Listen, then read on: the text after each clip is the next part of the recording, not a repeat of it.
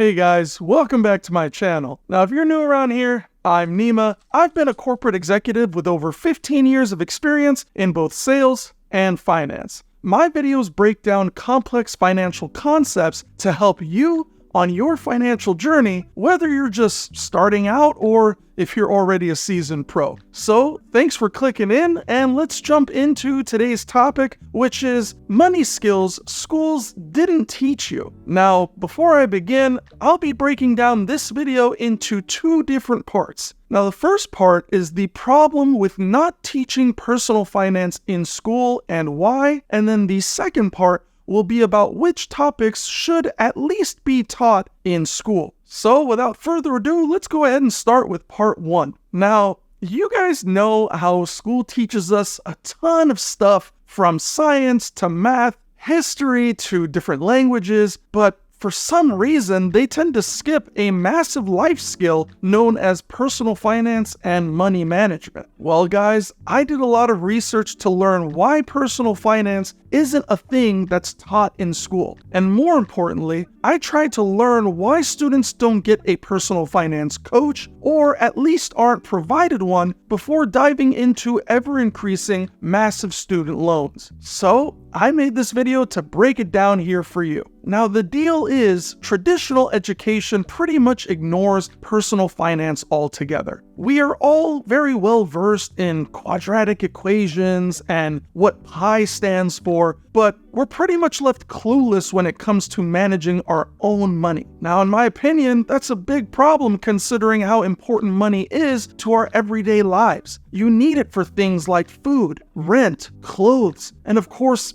school. But the even bigger issue is that before we even really know what money is at a young age, we are expected to take on loans, spend it for school that doesn't even teach us about it, and now that money turns into debt, which many students are having difficulty paying back. Just go ahead and look at this study completed by the US Federal Reserve that shows data from 2006 all the way through Q1 of 2023. We have just about $1.77 trillion in debt, with 43.6 million borrowers owing on average about $37,000 per person. You guys, this is absolutely insane. Lots of students take out student loans without fully understanding what they're actually getting into. And that's honestly a recipe for future financial headaches, potential lifelong stress, and an imbalanced economy. Now, some people do argue that personal finance doesn't need to be a school-taught thing. In fact, I've heard a lot of people say 16 to 20-year-olds don't really care to pay attention in classes about subjects like that. These same people argue that students and people in general should just figure it out on their own. But guys, I would say that that's a bit of a pipe dream. To steer clear of financial literacy altogether and amassing huge student loans are just causing the exact problems that we are seeing today. I'd rather at least have it taught for the few students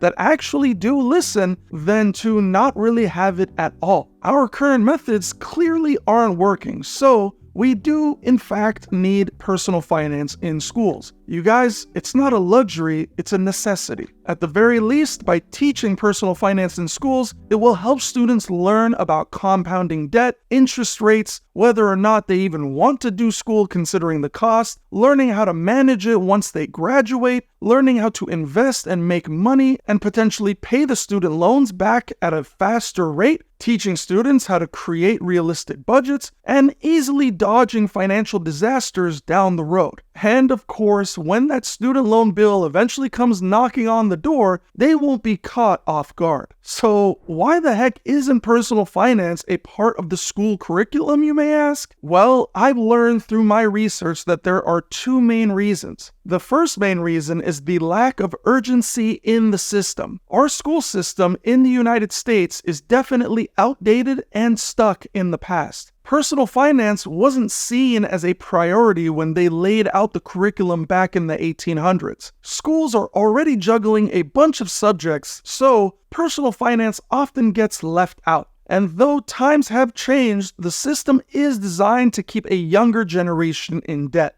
In order to keep an infrastructure intact, you need to have a working class of people. Of course, one way to keep a working class of people is to keep them in debt for quite a few years out of school. This provides the support that is needed for companies to thrive and survive. And the second main reason is the failure to recognize financial literacy as a core skill. Now, financial literacy is a make or break skill in today's world. Advertisers are constantly tempting us to spend, spend, spend. We need to understand how money works to make smart decisions. But it hasn't quite hit home for some folks that this is a core skill that we all actually need. In order to fix this, personal finance needs to be woven into different subjects in school, not just confined to math or basic economic classes. Having new classes like Investing 101, how to buy real estate, how to pay back student debt, how to manage credit cards, etc. These can all be a part of the school's curriculum as well. Hiring professors with lifelong experiences in managing money will go a long way to teaching students. Plus, offering students access to personal finance coaches can really make a big difference. The reason personal finance is missing in schools isn't just about teachers and parents struggling to teach something they're not necessarily pros at themselves. It's a mix of inertia in the system and a failure to recognize financial literacy as one of the core skills needed to succeed in the 21st century. It's about our education system overlooking a crucial life skill. Parents might try to lead by example, but changing ingrained spending habits isn't easy. And they might not have all the answers themselves. But debt is a massive headache, especially for millennials who graduate with an average of $37,000 in debt. That's where schools can fill the gap and give students a solid personal financial education before they hurt themselves. Now guys, here's the good news. Some organizations are taking the initiative. The National Endowment for Financial Education, otherwise known as the NEFE, has rolled out the High School Financial Planning Program, also known as HSFPP, a comprehensive personal finance curriculum for high school students. So, the change is on the horizon, thankfully. Now, before I dive into the second part of this video, I'd really appreciate it if you could smash the like button, put a comment down below, and subscribe, as it really helps the channel grow, and it allows me to continue making more videos for you guys every week. I really do enjoy helping all of you learn, and I believe helpful content should be free without charging for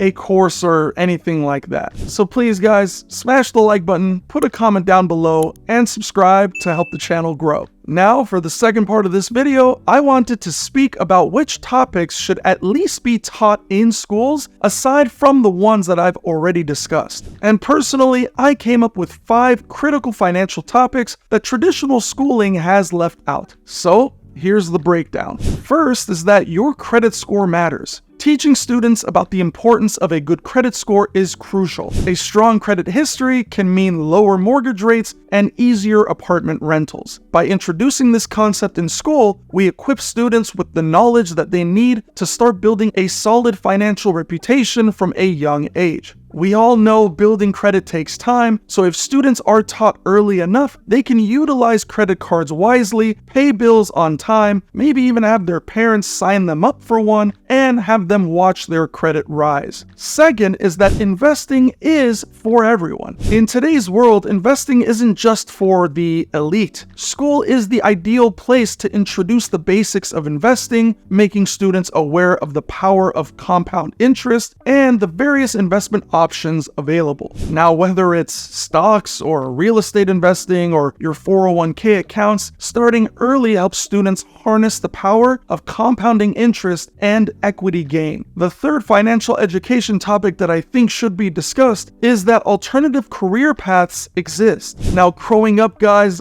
I literally followed my parents' footsteps and just did the traditional 9-to-5 job. And I soon learned as I grew older that the 9-to-5 job isn't the only way to make a living. In schools, students can explore alternative career paths and learn that their passions can also be a source of income as well. Now, of course, I'm not saying that all passions will necessarily lead to money, but at least if it's something that you enjoy and you do it often enough, it could actually be something worthwhile. but at least teaching this course will empower students to consider unconventional careers right from the start, and it sets the stage for a future of financial fulfillment. Now, the fourth topic that I believe should be taught in schools is that assets lead to wealth. Understanding the difference between assets and liabilities is essential for financial success. By teaching this concept in schools, students learn that accumulating income-generating assets is the key to financial independence. This knowledge helps them set realistic financial goals early on. And last but not least, guys, the fifth topic that I believe should be taught in schools is learning to track your finances and how vital that is for your understanding of your financial situation. Now, whether you use a notepad, a smartphone app, or an automated tool, tracking expenses helps you make informed decisions. Incorporating financial tracking into the school curriculum ensures that students learn the importance of managing their money wisely.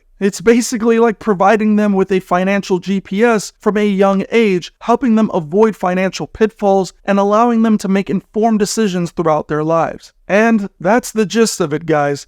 Teaching these topics in schools isn't just about imparting knowledge, it's about equipping students with the practical life skills for a brighter financial future. It's about ensuring that the next generation is financially savvy and better prepared for the road ahead. Now, I want to thank you for watching this video all the way through, and I hope that you found this video helpful. Please go ahead and share this video with anyone that you know that might be going to school and potentially accumulating a lot of debt as we speak. If you have any additional suggestions or experiences with your educational journey, please go ahead and put them down in the comments below. Please don't forget to smash the like button, subscribe, and hit the notification bell for more videos every week. I'll see you all in the next video.